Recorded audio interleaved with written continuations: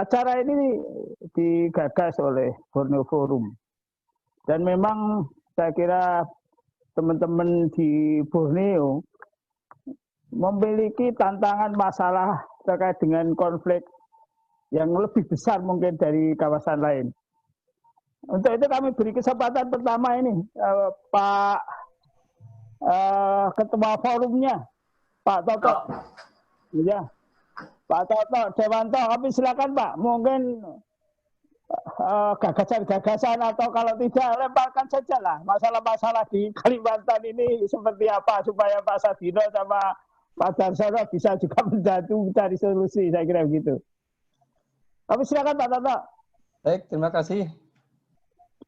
Assalamualaikum warahmatullahi taala wabarakatuh. Salam. Bapak-bapak peserta ngeriung bicara sawit majalah sawit Indonesia. Terima kasih atas kesempatan yang diberikan kepada kami. Saya selaku Ketua Borneo Forum. Sebenarnya memang tadinya Pak, kita di Borneo Forum ini akan melaksanakan kegiatan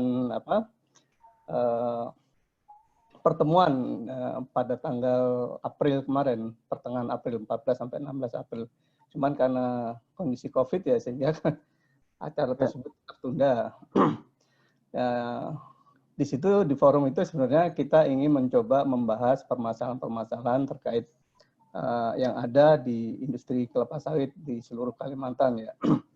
Dan karena COVID ini tadi sehingga tidak bisa terlaksana, dan alhamdulillah kemarin Mas Koyum ada menawarkan ke kita bagaimana kalau kita mengadakan acara ngeriung bicara masalah sawit ini begitu. Dan alhamdulillah setelah kami diskusikan sama teman-teman, ini kita sambut positif. Memang terkait dengan permasalahan masyarakat adat di Kalimantan, terutama mungkin di wilayah Kalteng, Kalbar, dan Kaltim itu cukup ya, karena cukup santer dibicarakan ya. Tapi kita dari GAPI sebenarnya berharap ini tidak seperti tadi disampaikan oleh Pak Sudarsono, sebenarnya tidak perlu dipertentangkan karena memang domainnya berbeda begitu. Kita dari industri kelapa sawit kan ingin melaksanakan pembangunan perkebunan yang itu juga bukan di kawasan hutan, sebenarnya kebanyakan adalah di kawasan APL begitu. Nah, terjadi permasalahan terkait dengan masyarakat adat ini memang karena di satu sisi dari pihak industri kan kita selama ini tidak pernah mendapat informasi mengenai status masyarakat adat di wilayah masing-masing dari misalnya di Kalsel, Kalteng maupun di Kalbar itu. Mereka tidak tahu apa masyarakat adat yang ada, apakah memang itu sudah ada penetapan. Setahu saya selama ini masih belum secara formal ya dijelaskan, oh masyarakat adat ini ada di wilayah ini, wilayahnya sekian hektar, dan itu mungkin juga belum diketahui oleh teman-teman di industri. Dan tentunya seharusnya kalau memang itu ada ya sebaiknya dipublikasikan sehingga kita dari perusahaan-perusahaan industri yang sudah ada ataupun yang akan masuk di suatu wilayah itu juga bisa tahu mengenai keberadaan masyarakat adat ini begitu.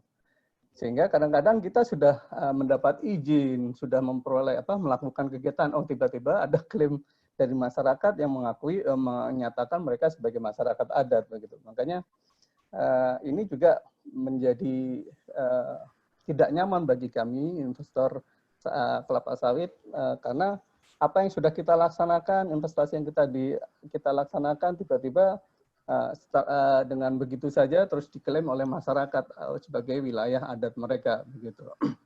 Kalau memang itu diakui pemerintah, mungkin kita masih juga bisa menerima. Cuma masalahnya selama ini juga klaim itu belum mendapat legalitas dari pemerintah juga mengenai ini keberadaan masyarakat adat ini. Makanya ya kita mohon dibantulah bagaimana kira-kira solusinya supaya permasalahan ini tidak menjadi makin meruncing ya. Kita terus terang investasi pengusaha yang tergabung dalam GAPI ini menginginkan agar kita melaksanakan kegiatan investasi dengan nyaman dan mendapat perlindungan hukum juga dari pemerintah begitu.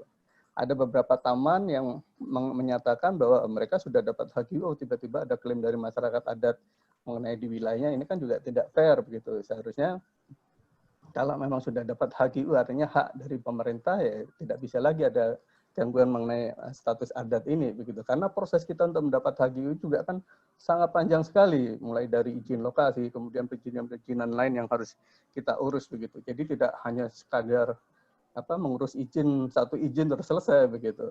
Dan itu prosesnya bisa bertahun-tahun.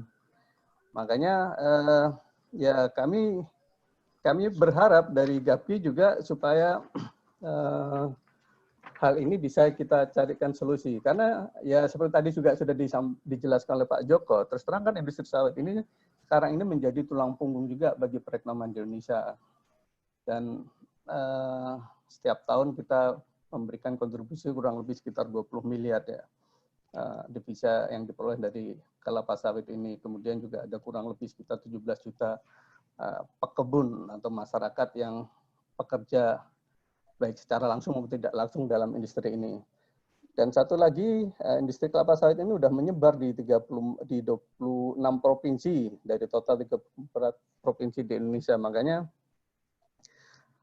sesuai dengan judul ini, kita juga berharap supaya industri kelapa sawit ini juga bisa didukung keberadaannya dan memberikan manfaat bagi masyarakat yang ada di sekitarnya begitu. Dari saya itu saja barangkali Pak. Terima kasih atas waktunya. Assalamualaikum warahmatullahi wabarakatuh.